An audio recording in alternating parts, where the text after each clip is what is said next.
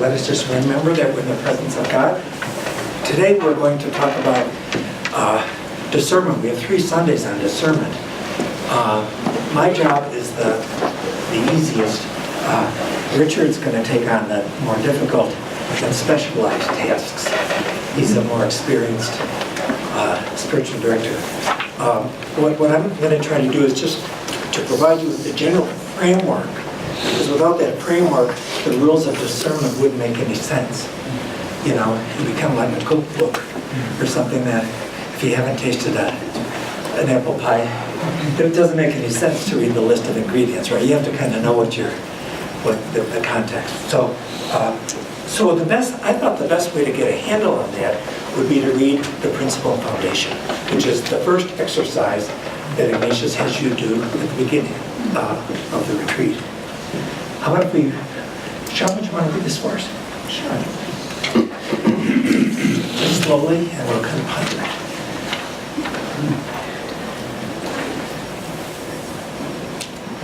The goal of our life is to live with God forever. God gave us life and called us into existence out of love.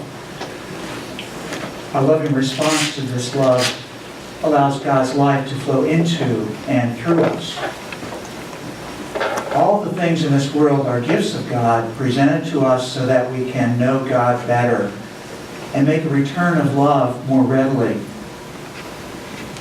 As a result, we appreciate and use all these gifts of God insofar as they help us develop as loving persons. But if any of these gifts become the center or focus of our lives, they displace God and so hinder our freedom and growth. In everyday life, then, we must hold ourselves in balance before all of these created gifts, insofar as we have a choice and are not bound by some obligation. We should not fix our desires on health or sickness, wealth or poverty, success or failure, a long life or short one. For everything has the potential of calling forth in us a deeper response to our life in God. Our only desire and our one choice should be this: I want and I choose what better leads to God's deepening His life in me. Thank you. Thank you, Sean. Isn't that beautiful? It's a beautiful meditation. And when you make the spiritual exercises, you really spend about a week on this to unpack it. It's so rich. And as you can see, Ignatius is hinting, even in the first principle of foundation, he's hinting towards the fact that you're going to probably have to make a lot of decisions in the course of your life.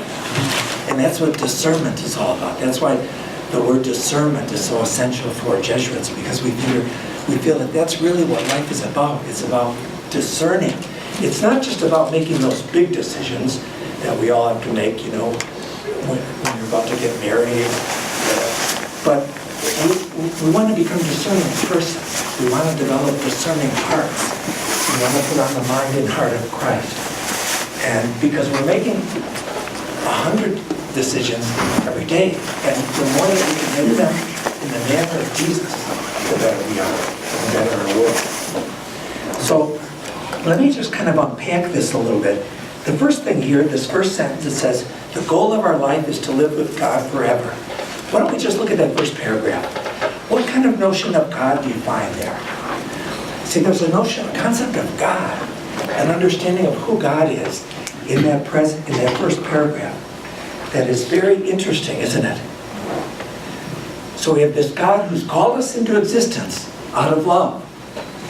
A God who is love and who's made us in God's image and likeness.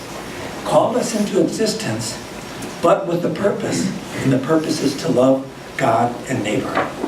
So it's all about love. We're called into existence by love, and we're called to love God and neighbor. So there's a heavy teleology, philosophers would say, right? There's a heavy purposefulness right in that first sentence. There's a reason that we're here. We're not here by accident. We're not here by chance. We're here with a purpose. Now, that's fairly significant in our times. We are all part of a culture that's based on instrumental rationality, on practical rationality. So many of our schools, I'm afraid, operate on an instrumental rationality. They help you to get a job. They teach you skills that you need in order to get a job. But they don't tell you why you have to do anything. There's not a telos or a clear end or goal. Telos is a Greek word for goal or purpose or end. Ignatian spirituality is very teleological.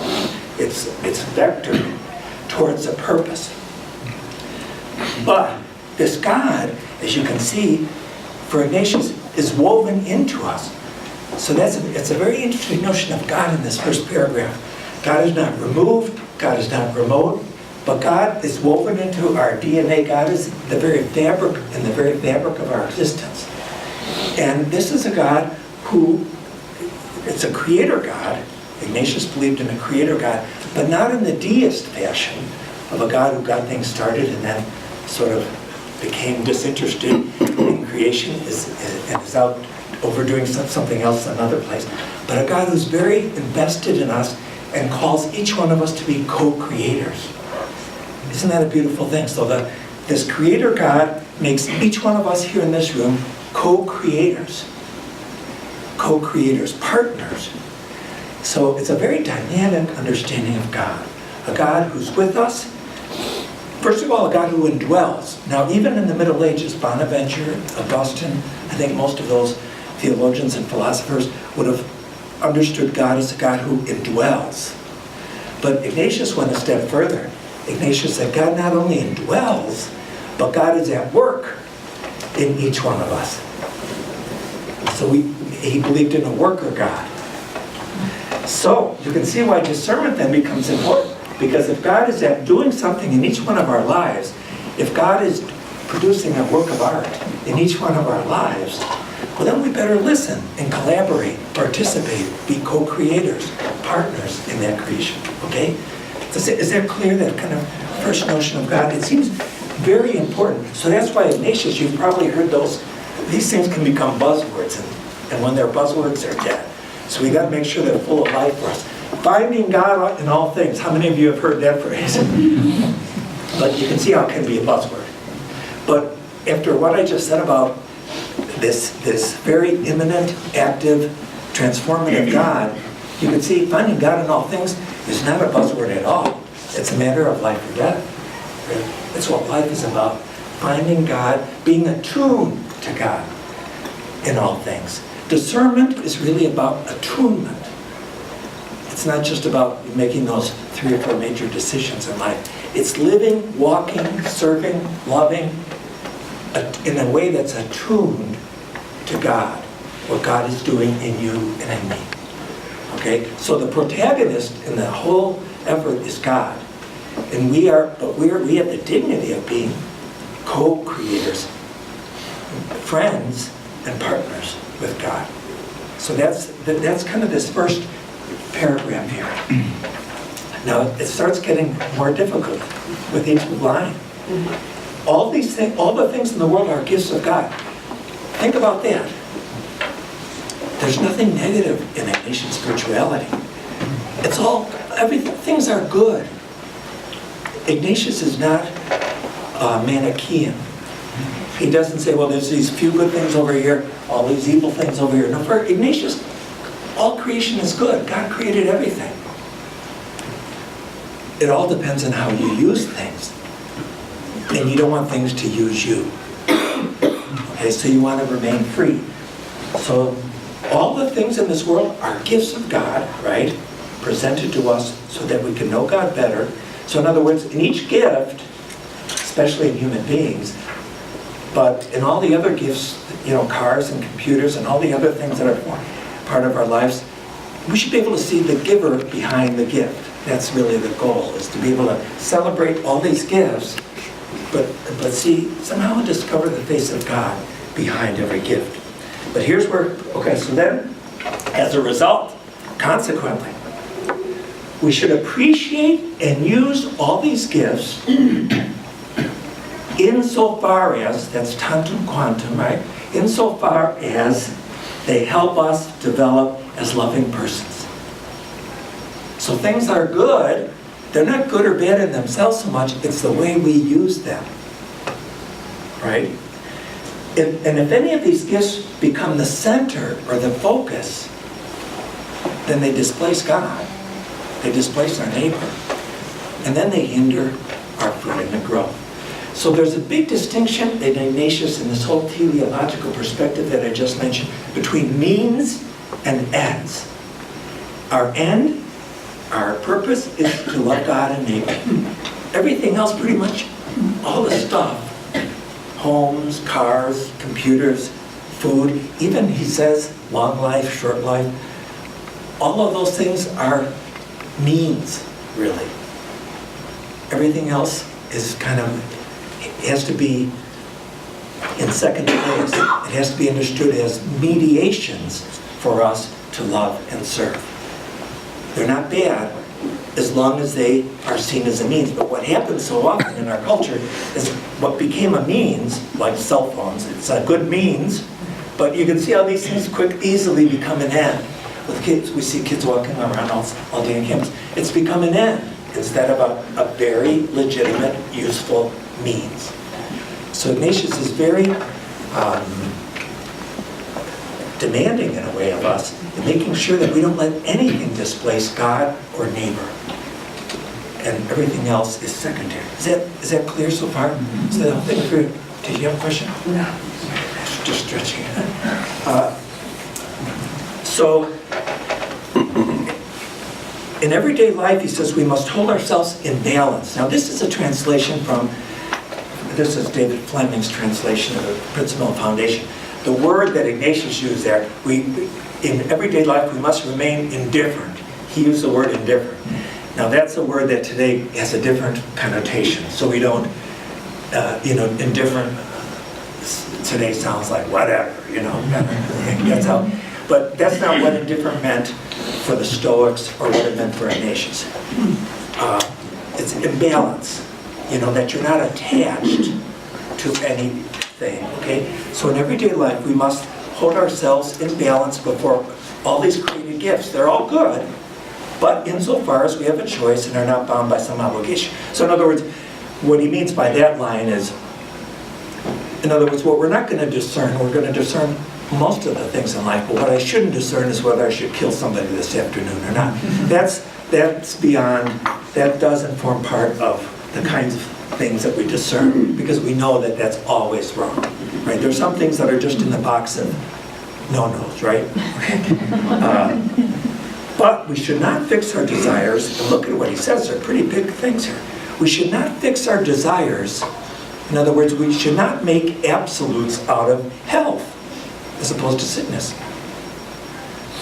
There's a friend of mine who was paralyzed in an accident during his time at Loyola Academy.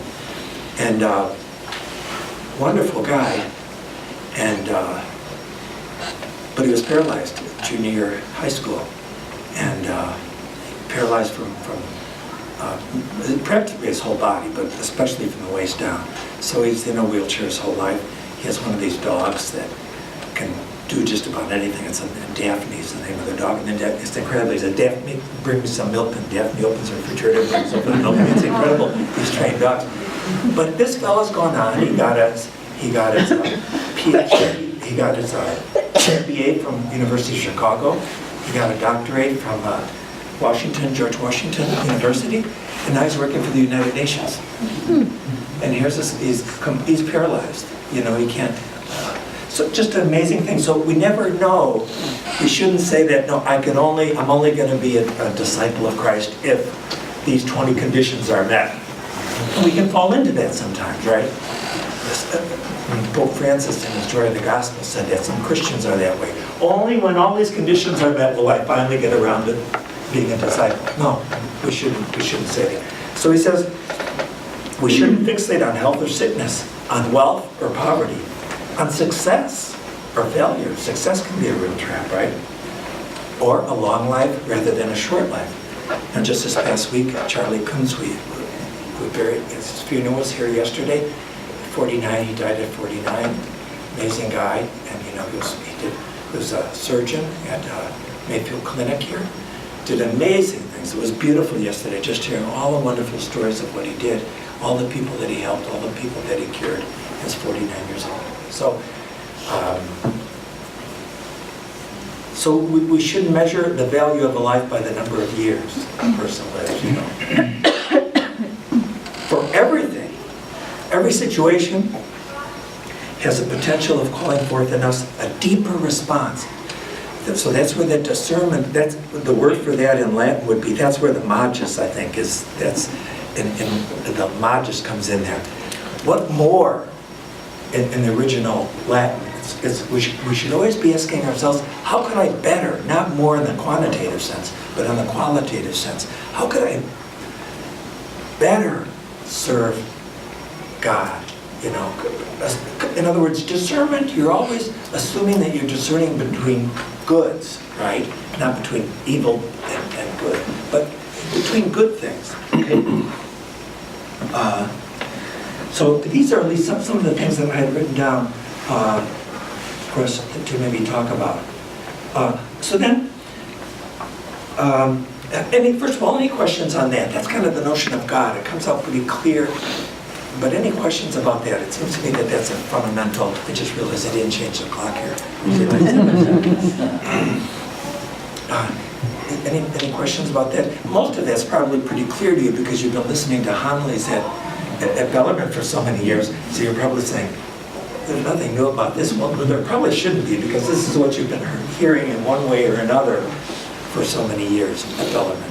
But let me just underline how radically I think how radical that notion of God is. A God that's very near, very dynamic, very transformative, very much a part of our lives, very much at work in each one of us, and constantly inviting us into deeper friendship and partnership to make the world a home for all. So that's why discernment, so much is at stake in our discernment. It's not an idle activity. But it's God's at stake in discernment. And we are too, the quality of our lives. So discernment is really, really important. And that's why we want to remain as free as possible. Now, none of us are perfectly free. We all have attachments, and we should have some attachments. But what Ignatius is saying, we don't want to have inordinate attachments or disordered attachments. What is by disordered, he means those that aren't helping us get towards that telos or that goal for which we were created. So anything that's, so in other words, there's nothing wrong with having a drink, but if alcohol is becoming an impediment for me, for being to working and serving, well then I have to recognize that and let go of it, right? And it would be that way about anything. You just have to realize, well, this is not bad in itself, but it's not helping me right now move in the direction of loving God and neighbor.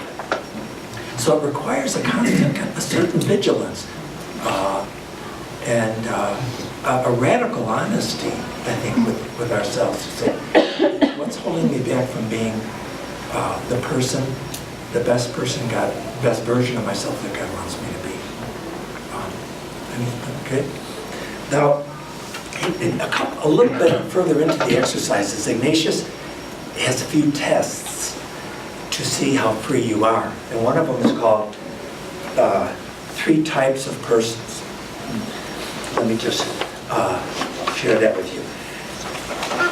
To illustrate this fact in one meditation, Ignatius poses a situation in which 3 individuals inherit a big chunk of money.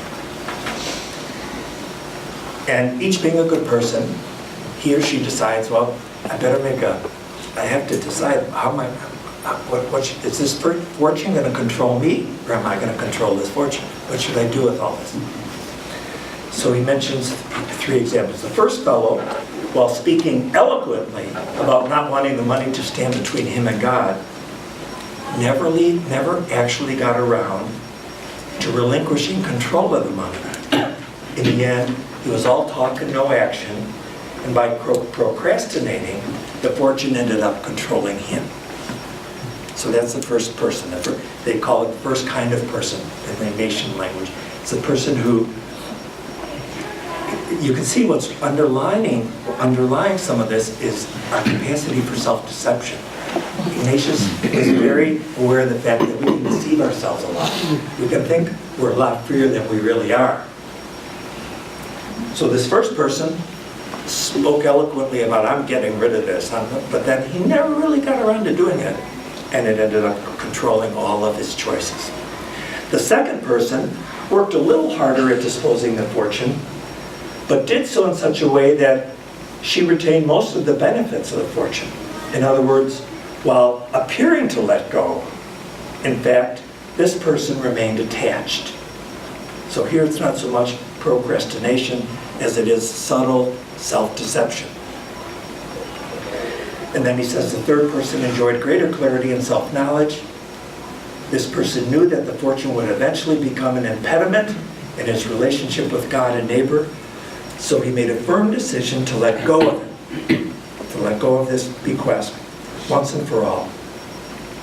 This person demonstrated real freedom. So Ignatius has this exercise about a third of the way into the spiritual exercise. It's kind of like a barometer to test how free are you really? Because most of us like to think of ourselves as being fairly free, and of course we're in a land of freedom.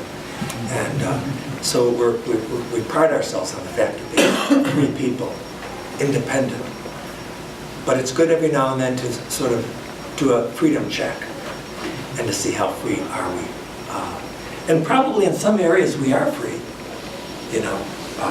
but maybe in other areas not so much.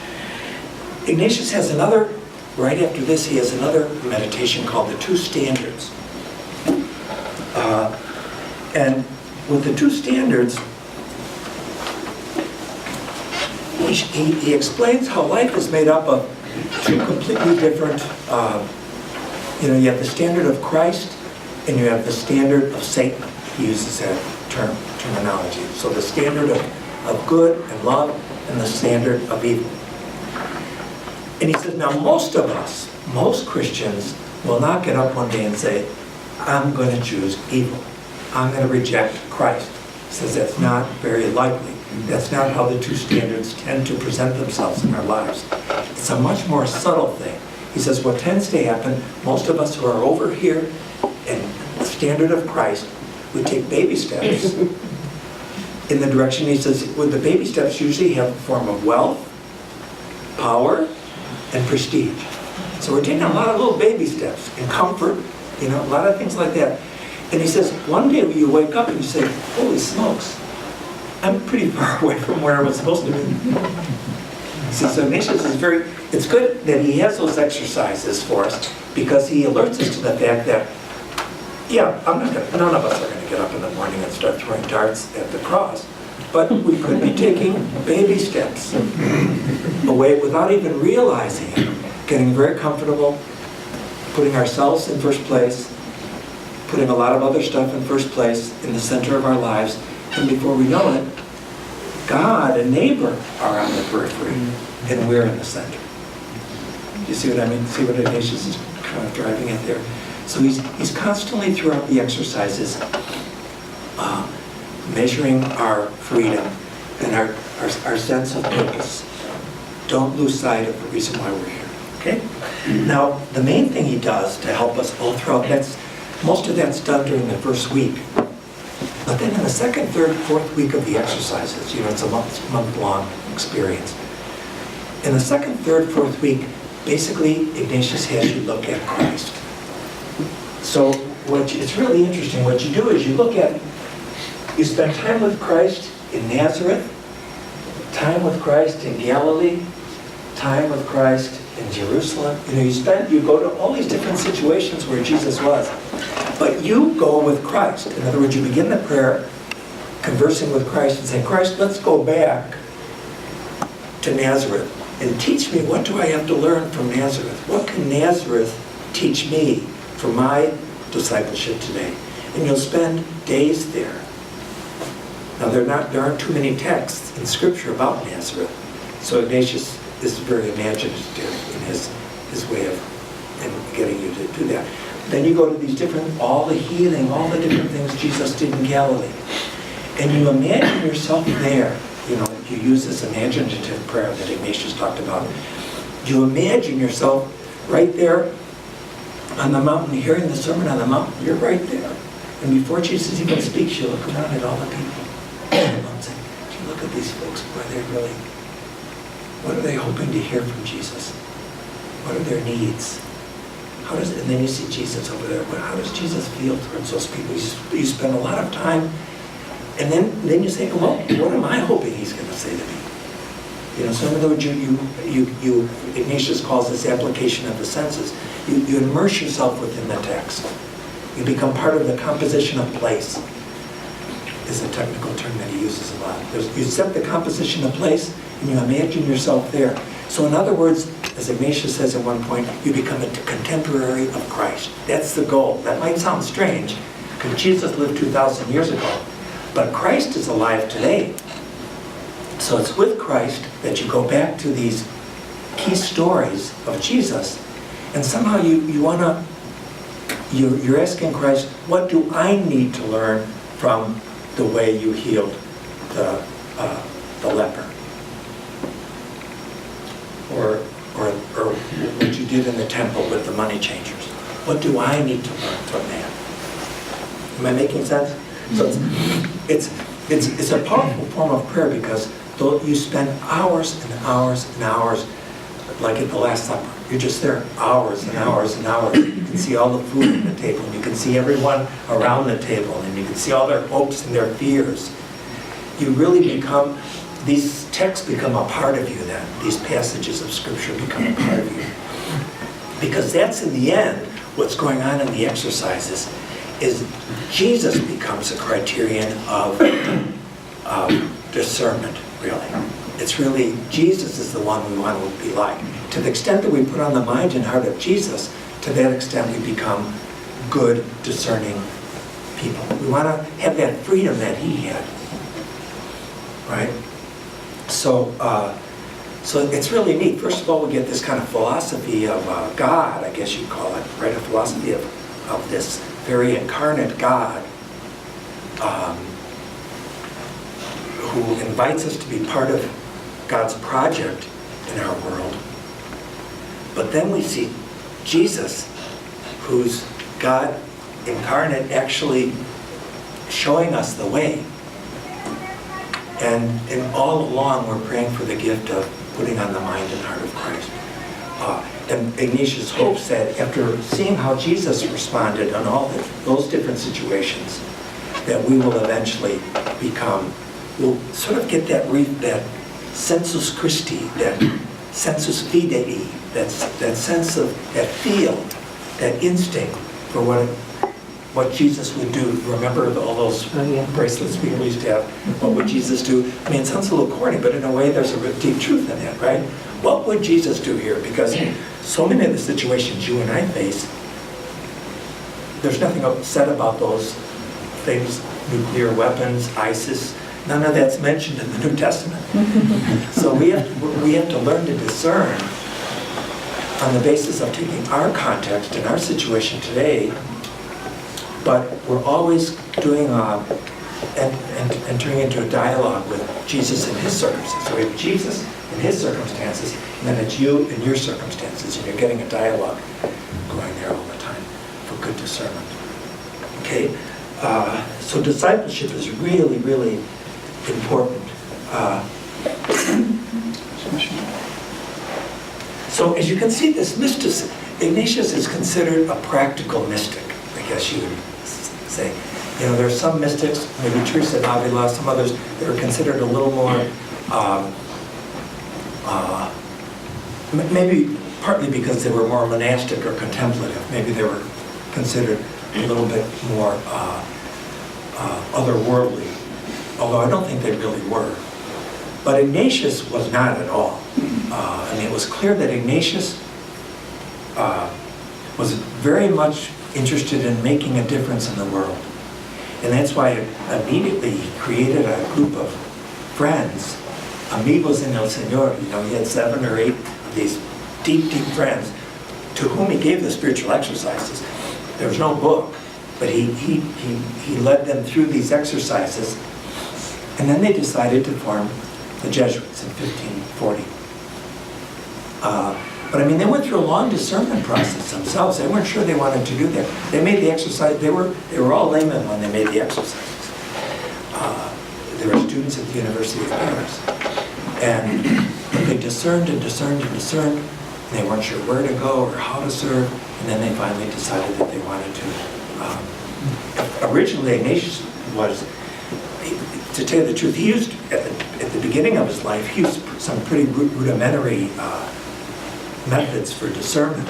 Once he was just riding he was on a donkey, and he wanted to decide, it was a long story, but he had to make a decision whether he should go this way or this way on the road. So he said, I can't make I'm just going to let the donkey decide. And he just let it go. The donkey went to the left, and he said, it must be God's will.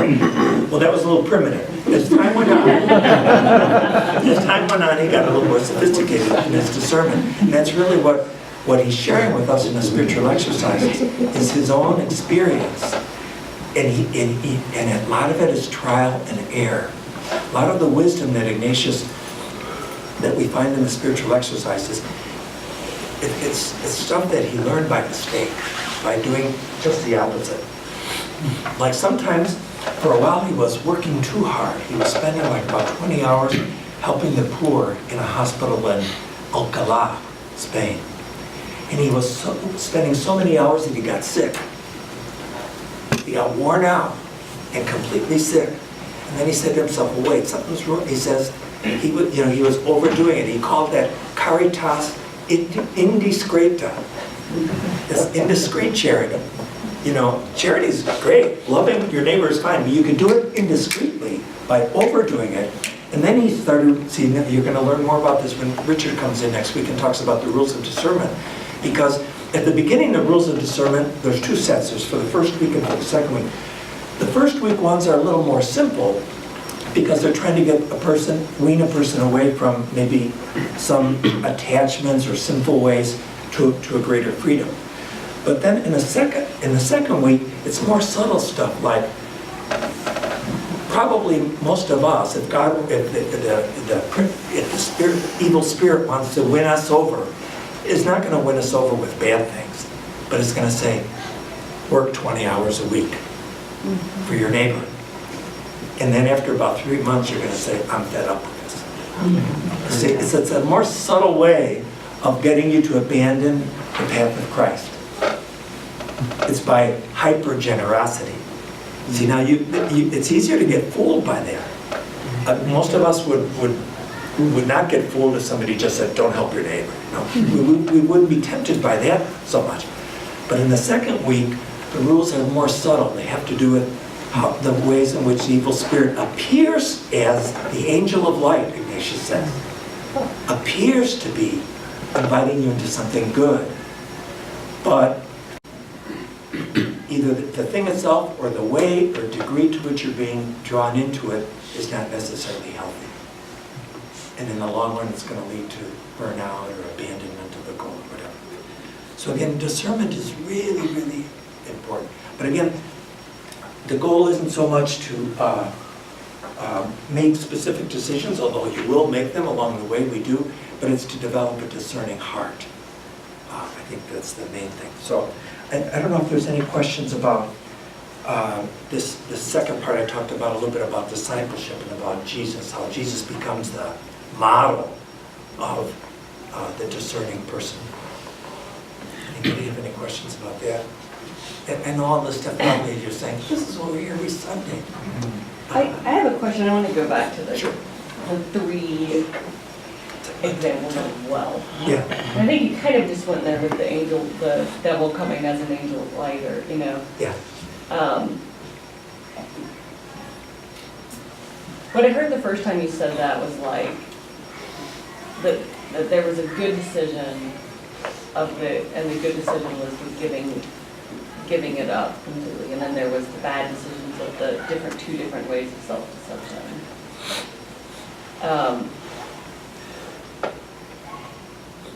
But what I was trying to kind of sort through with that is is the point of that story to not get embroiled in self-deception, or the point of that story is there was no way to keep the wealth?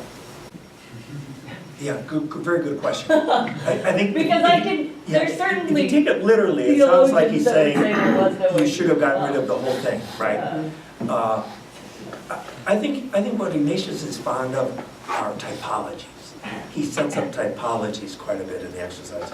And I don't think he means to say that one is right or wrong, but I think by setting up a typology, he's kind of saying, now where are you in the spectrum?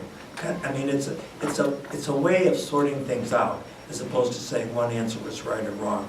Just knowing Ignatius and how he always gave the exercises individually, one-on-one, I'm pretty sure I feel safe in saying he would not want to say one answer is right for anybody, ever, for everybody. He would never say, he's very much geared, and that's why they always say if you've met one, like the Jesuits, we've all made the spiritual exercises, but then you've heard it said, if you've met one Jesuit, well, you've met one Jesuit. In other words, it's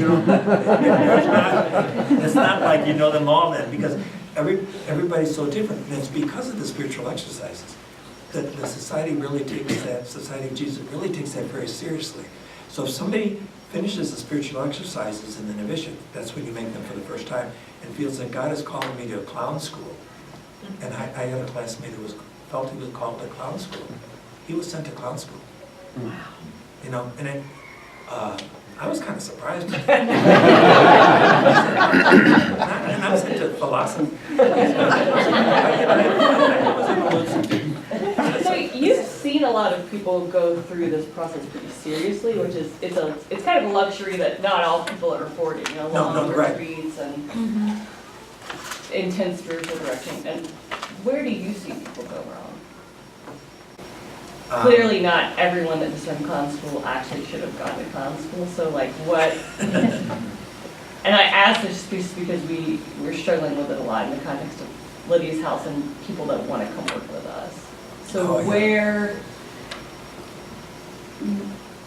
do you, like, where, I mean, there's the pitfalls of self-deception, there's the pitfalls of, I'm going to give everything and hold nothing All back. of that's true. I think all of the above. I'd say that here's what Ignatius would say. Why don't I say what he would say? And I think I would say too. The examen of consciousness, or let's call it the awareness examen. Now, you've heard this before, and all of you know what it is. But Ignatius was radical about it. That we should examine ourselves every day. That the unexamined life is simply not worth living. So I think his answer to you would be, the greatest danger is that so many people live unexamined lives.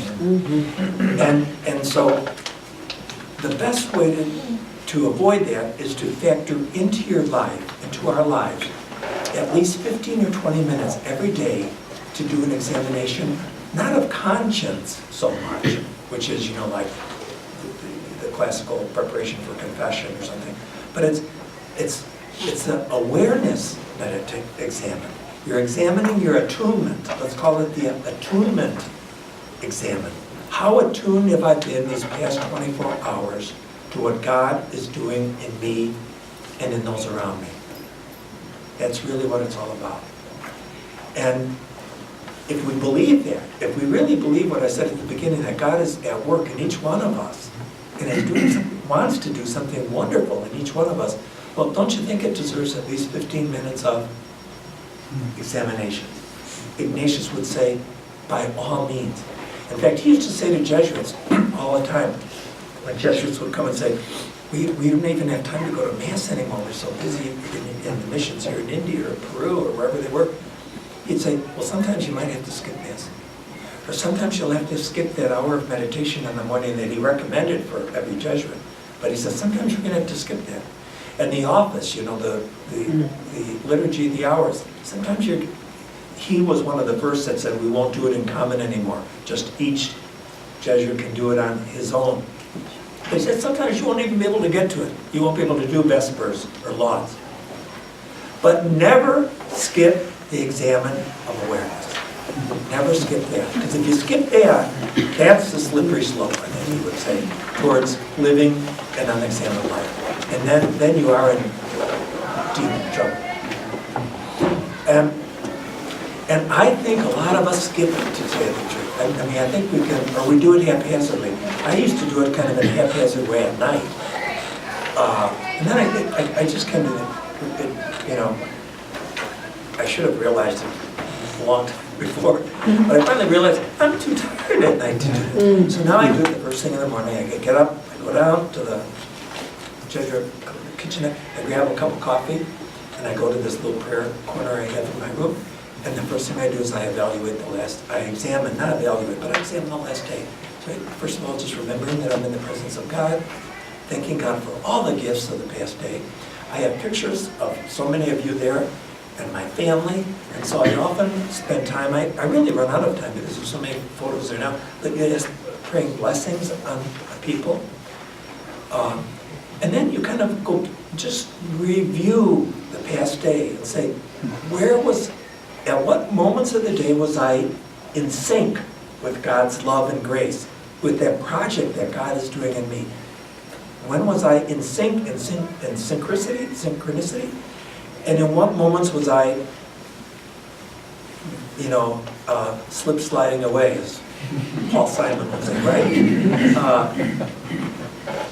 Like I'll say, for example, we started a good conversation about somebody, and then it devolved into gossip. You'll notice that. And then you say, okay, that's something I want to make sure I avoid in the future, because that's, it started out right, but it ended up being kind of a uncharitable conversation. It wasn't helpful.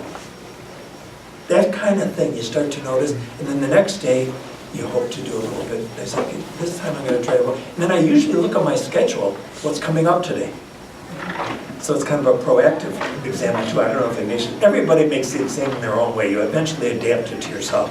So now I adapt it to myself by, after I do the review of the past day, I look ahead and say, I'm going to meet this person today, I'm going to meet this other person this, I'm going to say Mass at 12, I'm going to do this, and I kind of ask, I just kind of ask for some guidance on those different moments.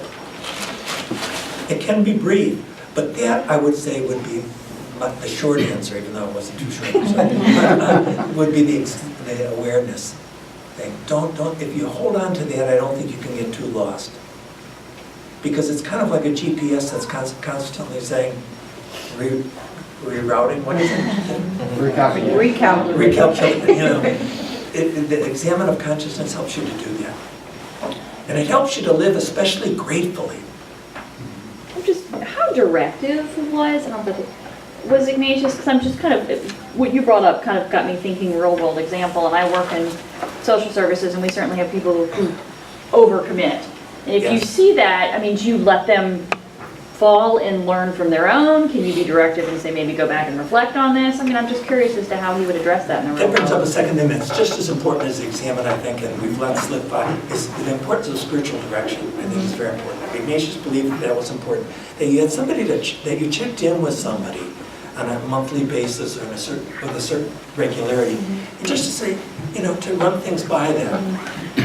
And often that person can be, it's kind of a third person perspective that can really help you to catch those things. Because often when you're involved, it's really hard to see where you're slip sliding away. When you're two and often we get kind of walls, right? So, and the other thing Ignatius would suggest, besides something like spiritual direction, would be, this might sound counterintuitive. He'd say, never get too far away from the poor. He said that to all the Jesuits whenever they were going someplace. He was sending them to Portugal or to India or to China or wherever. He'd say, make friends with the poor. Because guys would say, well, what are we supposed to do there? Are we supposed to start a high school or what are we supposed to do? He wasn't as big on high schools or colleges as you think. But now it seems like Jesuits are practically synonymous with schooling. But at the time, Ignatius actually was kind of, he said to Jesuits, be careful, don't start a school unless it's endowed. Because he says otherwise it'll become elitist. He was very careful about wanting schools to be endowed so they wouldn't have to charge tuition. I don't know. It goes without saying that we haven't followed his advice.